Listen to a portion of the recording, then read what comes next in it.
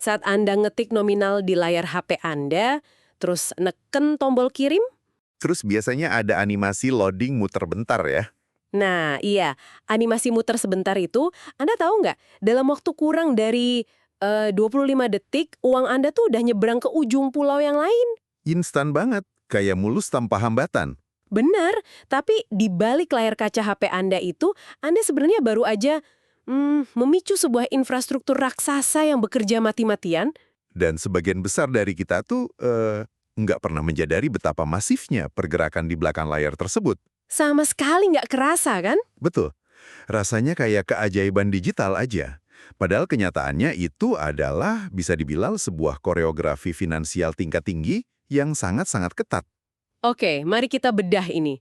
Pada sesi diskusi mendalam kita kali ini, misi kita adalah membongkar rahasia dapur dari pergerakan uang Anda setiap hari. Menarik nih. Ya, kita bakal membedah anatomi sistem perbankan ini berdasarkan materi dari makalah akuntansi bank dan slide rahasia dapur sistem perbankan Indonesia soal transfer dan clearing. Mulai dari mekanisme pengirimannya, terus jalur-jalur rahasianya, sampai sistem pembukuan akuntansinya. Betul sekali. Soalnya untuk memastikan uang Anda nggak lenyap di dunia maya, perbankan itu jelas nggak bisa menolerir kesalahan sekecil apapun, ya kan? Sama sekali nggak bisa. Coba bayangkan perbankan itu sebagai sistem peredaran darah dari sebuah negara. Uangnya sebagai darahnya. Persis. Kalau aliran ini tersumbat, salah rute, atau ada kebocoran dikit aja, seluruh organ ekonomi bisa gagal berfungsi. Ngeri juga ya kalau dibayangin. Makanya, definisi paling murni dari sebuah transfer itu adalah jasa pemindahan dana efektif dari satu akun ke akun lain. Ini bukan sekedar mengganti angka di layar loh. Maksudnya gimana tuh? Kan di HP angkanya berkurang. Di teman saya angkanya nambah. Iya, tapi ini tentang memastikan bahwa hak daya beli seseorang benar-benar berpindah ke pihak lain. Dan ada banyak aktor yang harus sinkron dalam 1 detik yang sama. Berarti nggak sesederhana uang keluar dari bank saya dan langsung lompat masuk ke bank teman saya. Oh, jauh lebih rumit dari itu. Setidaknya ada 5 titik krusial dalam satu tarikan napas transfer antar bank. Oke, 5 titik. Apa aja tuh? Pertama, Anda sebagai pengirim asal atau originator yang memberikan instruksi. Kedua, bank pengirim tempat Anda menabung. Originating bank ya? Tugas mereka ngecek saldo saya cukup atau enggak kan? Betul, memvalidasi instruksi dan menarik dana tersebut. Nah, disinilah titik ketiganya yang sering publik nggak tahu. Tunggu, uang saya nggak langsung dilempar ke bank tujuan. Nggak sama sekali. Mereka harus melewati Bank Indonesia dulu. Jadi BI itu kayak tukang stempel akhirnya ya? Benar. Setelah BI memvalidasi dan memindahkan dana antar rekening giro milik bank-bank tersebut di sistem BI, baru kita masuk ke tahap keempat. Yaitu bank penerimanya dapat sinyal. Tepat. Bank penerima atau beneficiary bank mendapat sinyal untuk mengkreditkan dana ke rekening teman Anda. Barulah dana itu siap digunakan oleh penerima akhir. Oh, paham. Kalau boleh saya bayangkan nih, ngirim uang itu sebenarnya persis banget kayak ngirim paket barang berharga ya. Gimana tuh analoginya? Anda menyerahkan paket ke kurir lokal di kota Anda. Kurir lokal ini kan nggak mungkin langsung terbang bawa paketnya ke rumah si penerima kan? Nah, efisien pastinya. Nah, dia membawa paket itu ke pusat logistik nasional yang super besar, yaitu Bank Indonesia. Dari situ, paket dipilah, dicatat, baru diserahkan ke kurir kota tujuan. Analogi yang sangat pas. Dan bayangkan, jika paket ini berisi transaksi senilai ratusan miliar rupiah tiap detiknya. Pasti pengawalannya gila-gilaan tuh. Tentu, keamanan di setiap titik transit ini dilindungi oleh benteng hukum yang sangat tebal. Bukan cuma kesepakatan internal bank loh. Ada undang-undangnya ya? Lengkap. Mulai dari pasal 23D UUD 45, Undang-Undang Nomor 23 Tahun 99 tentang peran BI, sampai regulasi spesifik transfer dana. Nah, ngomong-ngomong soal regulasi nih, dengan jutaan transaksi per detik, pasti ada aja dong resiko sistem error atau uang salah alamat. Selalu ada risiko itu. Seberapa galaksi sebenarnya sanksi kalau ada dana transfer yang tersangkut atau malah disalahgunakan? Sangat galak. Di Undang-Undang Nomor 3 Tahun 2011 tentang transfer dana, ancaman pidananya serius banget. Serius gimana tuh? Bisa dipenjara. Bisa. Kita bicara soal potensi denda hingga 5 miliar rupiah atau ancaman penjara 5 tahun bagi siapa saja yang secara ilegal menguasai dana transfer. Wah, 5 miliar. Lumayan bikin merinding ya buat yang mau main-main ya. Banget. Pesan dari sanksi ini sangat jelas. Tidak ada yang namanya uang hilang di dalam sistem perbankan. Jadi kalau nggak masuk, pasti ada di suatu tempat. Betul. Yang ada hanyalah uang yang ditahan, dikembalikan, atau sedang dalam proses penyelesaian. Kepercayaan publik itu segalanya. Sekali sistem terlihat rapuh, ekonomi bisa runtuh. 5 miliar rupiah. Itu ancaman yang bikin siapapun mikir 2 kali sih. Oke, jadi setelah kita tahu paket uang ini diawasi ketat dan mampir di BI, pertanyaan saya selanjutnya nih. Ya, silakan. Kendaraan apa yang dipakai BI buat mindahin uang-uang ini? Kan beda bank, beda sistem. Pasti ada jalur khususnya dong. Tentu ada. BI itu nggak cuma punya satu jalan. Mereka menyediakan 3 jalan tol utama dengan kecepatan, kapasitas, dan tarif yang beda-beda. 3 jalan tol, apa aja namanya? Ketiganya adalah BI RTGS, SKNBI, dan BI Fast. Oke. Mari kita mulai dari yang paling gede dulu, yang biasa dipakai korporat raksasa. Itu namanya BI RTGS, singkatan dari Real Time Gross Settlement. Ini tuh jalan tol kelas berat. Tulang punggung makroekonomi ya? Benar, transaksinya diproses secara instan dan satu persatu. Makanya ada kata gross di situ. Biasanya buat nominal di atas 100 juta rupiah. Sebentar, diproses satu persatu dan instan. Berarti banknya harus selalu sedia uang cash dalam jumlah besar di BI dong? Nah, itu dia. Itu yang kita sebut kebutuhan likuiditas. Bank harus mastiin saldo giro mereka di BI cukup setiap saat. Dan sifatnya katanya nggak bisa ditarik lagi ya? Betul. Sifatnya irrevocable atau final mutlak. Begitu tombol ditekan, nggak bisa ditarik balik sedetik pun. Wah, kalau salah kirim ratusan miliar bisa jantungan tuh. Biayanya mahal nggak sih lewat RTGS ini? Cukup mahal, sekitar Rp25.000 sampai Rp50.000 per transaksi. Jam operasionalnya juga terbatas di hari kerja aja, dari pagi sampai sore. Oke, itu buat kelas paus. Nah, buat kita-kita yang cuma mau transfer bayar kos atau beli kopi gimana? Buat transaksi retail menengah, dulu andalannya adalah SKNBI, Sistem Clearing Nasional Bank Indonesia. Limitnya bisa sampai 1 miliar. Tapi nggak instan kan kalau SKNBI? Nggak, dia nggak ngirim satu persatu kayak RTGS. SKNBI pakai sistem multilateral netting. Dikumpulin dulu gitu transaksinya. Iya, dikumpulin dalam bentuk batch di jendela waktu tertentu, baru dieksekusi barengan. Keunggulannya, biayanya murah banget, cuma sekitar Rp2.900. Berarti harus sabar nunggu. Nah, jalan tol yang ketiga nih. Kayaknya ini yang paling sering kita pakai sekarang. Ya, ini bintang utamanya. Be Fast, infrastruktur retail masa depan yang memecahkan banyak batasan sistem lama. Kapasitasnya sampai berapa tuh? Sampai 250 juta per transaksi. Dan kerennya, dia real time 24 jam sehari, 7 hari seminggu. Tanggal merah juga jalan. Jalan terus. Prosesnya kurang dari 25 detik dan biayanya maksimal cuma Rp2.500. Wow. Dan menurut saya, ada satu fitur Be Fast yang bikin hidup jauh lebih gampang. Fitur proxy address? Nah iya, kita nggak perlu lagi ngapalin nomor rekening bank yang panjang banget. Tinggal masukin nomor HP atau email yang udah kedaftar, kelar deh. Semudah ngirim pesan WhatsApp kan? Bener banget. Kalau saya analogikan nih, RTGS itu ibarat nyewa jet pribadi buat bawa uang Anda. Mahal, ketat, tapi langsung melesat. Pas banget. Kalau SKNBI? SKNBI itu kayak naik bis umum. Tiketnya murah, tapi Anda harus nunggu penumpangnya penuh dulu di terminal, baru busnya berangkat. Setuju. Dan BFAS? Nah, kalau BayFast, ini kayak portal teleportasi. Murah, instan, kapan aja bisa. Analogi yang sangat visual. Tapi ingat, kalau jet pribadi itu isinya triliunan rupiah uang negara. Pasti pengawasannya harus super ketat dibanding portal teleportasi buat bayar mie ayam ya. Tepat sekali. Risiko sistemiknya beda jauh. Tapi ini memunculkan pertanyaan kritis nih buat saya. Kalau BIFS ini sehebat, secepat, dan semurah portal teleportasi, ngapain sistem bus umum sama jet pribadi itu masih dipertahankan? Oh, itu pertanyaan bagus. Kenapa kita nggak tutup aja yang lama, terus pindahin semuanya ke BIFS? Karena ada isu manajemen likuiditas dan manajemen risiko tingkat tinggi di level bank. Maksudnya bank bisa kehabisan uang? Bisa dibilang gitu. BIFS itu dirancang buat volume transaksi yang masif, tapi nominalnya relatif kecil. Coba bayangkan, kalau korporasi mindahin triliunan rupiah tengah malam di hari Minggu lewat BIFS. Oh iya juga ya, bank kan lagi libur. Betul. Bank nggak punya dealer yang lagi berjaga untuk ngatur uang sebanyak itu di hari libur. RTGS butuh jam kerja supaya bank bisa mengontrol dan menyeimbangkan kas mereka. Masuk akal. Jangan sampai sistem teleportasinya korslet gara-gara kelebihan muatan di luar jam kerja. Terus, nasib si bus umum alias SKNBI tadi gimana? Nah, SKNBI ini masih sangat krusial.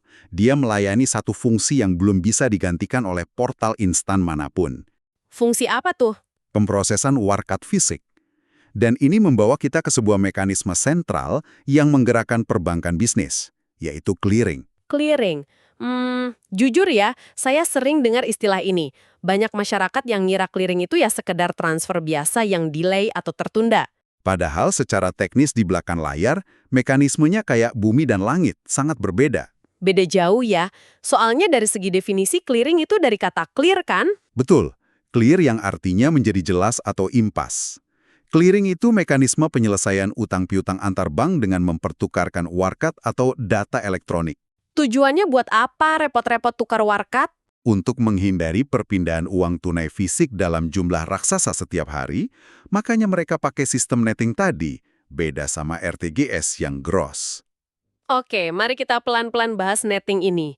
RTGS kan dipindah satu-satu. Kalau clearing dikumpulin. Gimana cara kerja praktisnya buat si bank? Gini, daripada bank A transfer 100 juta ke bank B pagi-pagi, terus siang harinya bank B transfer balik 90 juta ke bank A. Itu kan kerja 2 kali ya? Nah, sistem lebih milih nunggu. Di akhir sesi clearing, BI tinggal ngitung selisih bersihnya aja. Oh, jadi bank A cuma perlu bayar selisihnya, yaitu 10 juta ke bank B. Tepat. Selisih bersih itulah yang dipindahkan antara rekening di BI. Nggak perlu mindahin 100 juta bolak-balik. Konsep ini tuh selalu ngingetin saya sama nongkrong bareng teman-teman di kafe. Wah, gimana tuh? Terus cek gede, siap kali mau nambah pesanan es kopi. Bakal pusing nyatetnya ya. Banget. Makanya kita catat aja semuanya di satu lembar bon.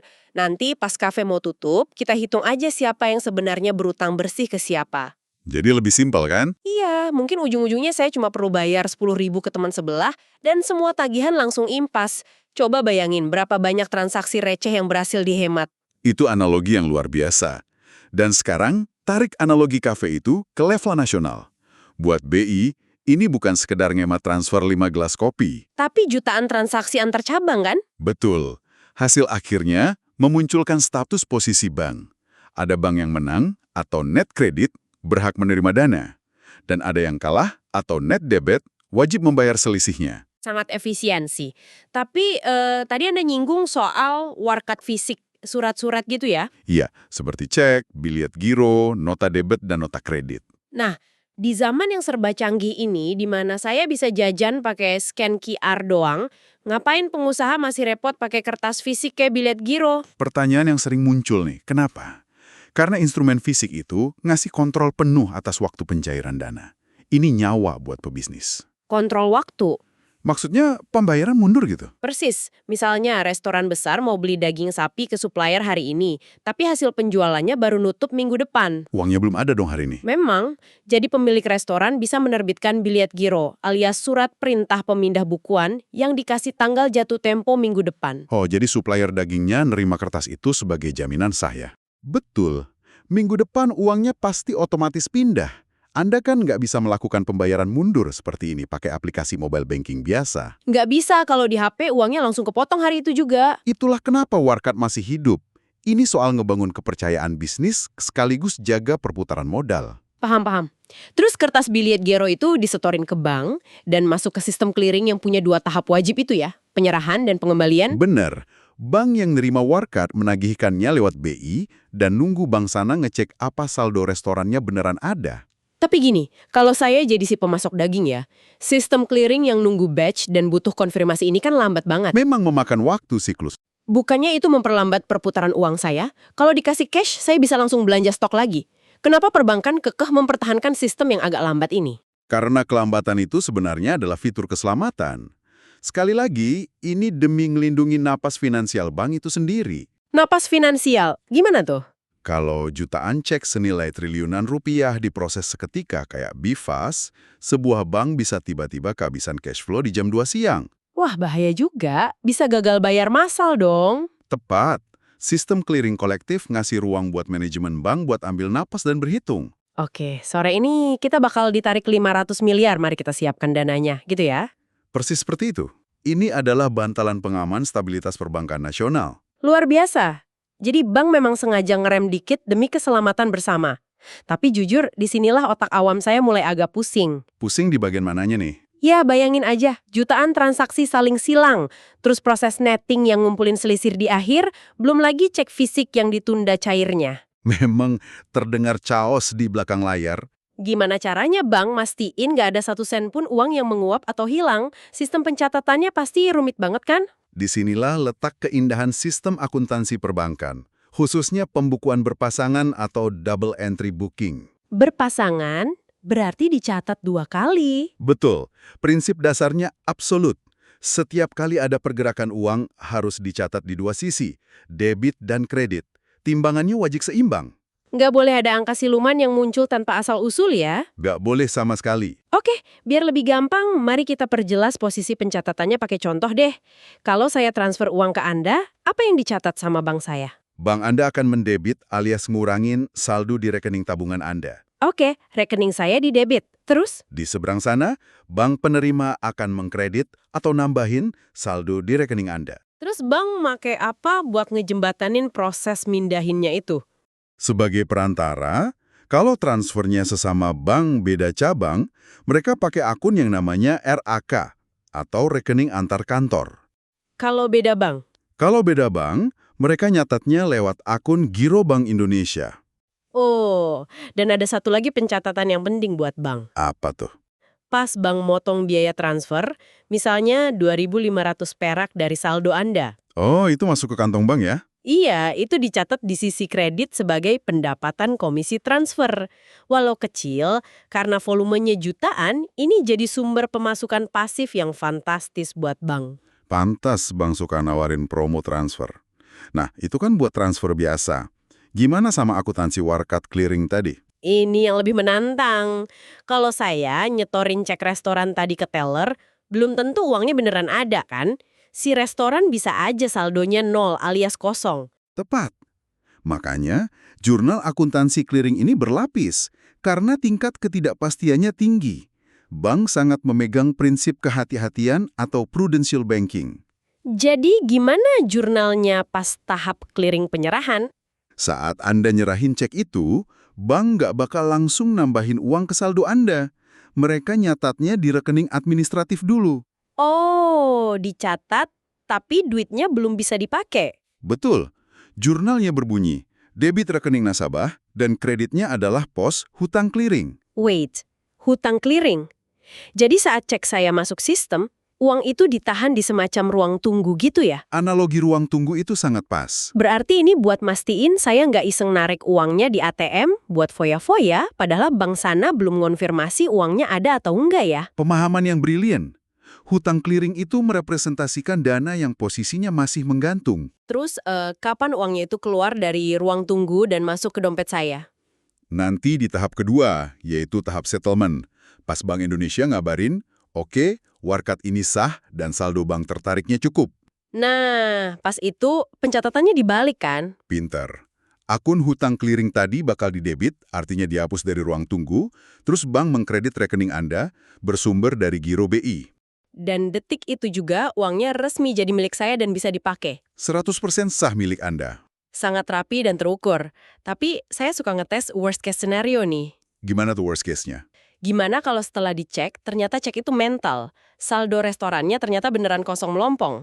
Apa yang terjadi sama catatan di ruang tunggu tadi? Oh, itu yang di perbankan disebut dengan retur clearing alias warkat ditolak. Terus catatannya dihapus gitu aja? Iya, bank akan ngebalik jurnal administratif tadi. Ruang tunggunya dikosongin lagi seolah-olah nggak pernah ada transaksi. Nggak ada uang yang berpindah. Wah, kasihan si pemasok dagingnya. Terus yang nerbitin cek kosong itu bebas gitu aja? Oh, tentu nggak. Konsekuensinya berat loh. Ada hukumannya? Bank Indonesia sangat menjaga integritas instrumen fisik ini. Kalau ada nasabah nekat nerbitin cek kosong, bank wajib ngasih surat peringatan dan sanksi penalti. Kalau diulang-ulang terus? Kalau bandel dan berulang, nama nasabah itu bakal dimasukkan ke Daftar Hitam Nasional atau DHNBI. Rekeningnya bisa ditutup dan dia diblokir dari sistem perbankan. Masuk daftar hitam nasional gara-gara secari kertas. Ngeri juga. Itu bukti nyata kalau sistem ini didesain supaya nggak bisa dipermainkan ya. Sangat tidak bisa dipermainkan. Tapi gini, secanggih-canggihnya akuntansi ganda atau ancaman penalti, ini kan sistem buatan manusia yang dijalankan mesin. Selalu ada celah error. Betul. Server bisa down atau pegawainya kurang tidur terus salah ketik angka 0. Gimana perbankan memastikan di akhir hari semua hitungan rumit ini nggak meleset sepeser pun? Garis pertahanan terakhir perbankan ada pada sebuah ritual wajib setiap hari. Ritual apa tuh namanya? Proses rekonsiliasi harian. Oh, rekonsiliasi. Ini semacam proses pencocokan data ya? Iya, pegawai operasional bank harus nyocokin catatan internal mereka dengan konfirmasi dari bank seberang atau laporan rekening giro dari Bank Indonesia. Buat mastiin apa aja tuh? Mastiin saldo RAK antar cabangnya seimbang, saldo giro BI-nya sinkron, nyari tahu kalau ada transaksi yang kedouble, dan mastiin transferannya mendarat di rekening yang tepat. Kalau ada anomali gimana? Misalnya nasabah typo, salah masukin nomor rekening tujuan? Dana itu harus segera dilacak dan dikembalikan ke pengirim. Kalau gara-gara jaringan down terus transfernya kekirim 2 kali, salah satu transaksinya harus segera dibatalkan. Berarti intinya, setiap sore pas bank udah tutup pintu buat nasabah, para pegawai back office ini berubah wujud jadi detektif keuangan ya? Persis. Detektif yang nyocokin miliaran kwitansi digital dengan isi brankas aslinya. Nggak boleh kurang atau lebih serupiah pun. Serupiah pun nggak boleh selisih. Kalau saldo giro BI beda sama catatan bank, mereka harus konfirmasi saat itu juga ke BI. Tapi tunggu deh, dengan adanya BI Fast yang jalan 24 jam dan memproses puluhan juta transaksi per hari, Ya, bukannya nyocokin satu-satu tuh bakal bikin pegawai bank kewalahan sampai pingsan? Skalanya gila loh. kalau dikerjain manual pakai mata manusia seperti zaman dulu, itu jelas bakal jadi mimpi buruk operasional. Terus sekarang pakai apa dong? Disinilah revolusi teknologi modern bekerja. Sistem bank kita udah terintegrasi langsung lewat APFS atau Application Programming Interface. Jadi sistem core banking bank ngobrol langsung sama BI Fast. Betul sekali. Mayoritas rekonsiliasi sekarang dikerjain secara otomatis oleh algoritma secara real-time di latar belakang. Oh, langsung dicentang otomatis kalau cocok. Ya, jadi tugas manusia sebagai detektif di sore hari itu bukan ngecek jutaan transaksi yang sukses. Terus ngecek apanya? Mereka cuma fokus ngurusin pengecualian atau anomali, transaksi yang ditandai merah oleh sistem karena timeout jaringan atau formatnya nggak sesuai. Otomatisasi ini yang bikin volume raksasa bisa ditangani tanpa ngorbanin ketelitian. Luar biasa banget. Jadi untuk ngerangkum semua teka-teki yang udah kita bongkar hari ini nih. Silahkan. Apa yang selama ini terasa kayak cuma ngirim uang instan di layar HP Anda, sesungguhnya adalah hasil dari sebuah koreografi kolosal perbankan. Ada validasi keamanan berlapis dari originating bank. Terus pemilihan jalur lalu lintas yang diatur Bank Indonesia. Bisa pakai jet pribadi RTGS, jalur bus umum pembawa warkat SKNBI, atau portal real-time BI Fast. Dan di ujung perjalanan ada sistem akuntansi double entry yang super kaku. Nahan umang Anda di ruang tunggu hutang clearing, baru ditutup sama ritual rekonsiliasi harian yang presisi. Nggak ada sihir, nggak ada yang gaib, cuma infrastruktur berlapis yang dirancang dengan brilian. Benar banget. Dan ingat, sistem ini bakal terus berevolusi demi mempertahankan denyut nadi perekonomian kita seaman mungkin. Nah, sebelum kita benar-benar pamit, saya mau ninggalin satu pertanyaan yang lumayan menggelitik nih buat Anda renungkan di rumah. Wah, apa tuh? Gini, dengan melesatnya teknologi kayak BI Fast, di mana Anda bisa mindahin ratusan juta di jam 2 pagi hari Minggu cuma pakai proxy address nomor HP, Iya, ya kan gampang banget tuh. apakah menurut Anda sistem clearing tradisional dengan warkat fisik seperti cek dan biliet giro yang harus ditulis manual, dibawa fisik ke teller, nungguin antrian pencocokan, pada akhirnya bakal benar-benar punah dari dunia perbankan kita? Pertanyaan yang bagus, akankah kertas ini lenyap tak bersisa? Atau justru instrumen lambat ini bahkan selalu nemuin posisi uniknya di urat nadi para pebisnis besar? Sesuatu buat Anda pikirin nih lain kali pas Anda mencet tombol kirim di aplikasi mobile banking Anda. Terima kasih sudah mendengarkan. Terima kasih banyak sudah ikut menyelami teka-teki perbankan bareng kami hari ini. Sampai jumpa di penjelajahan materi kita selanjutnya.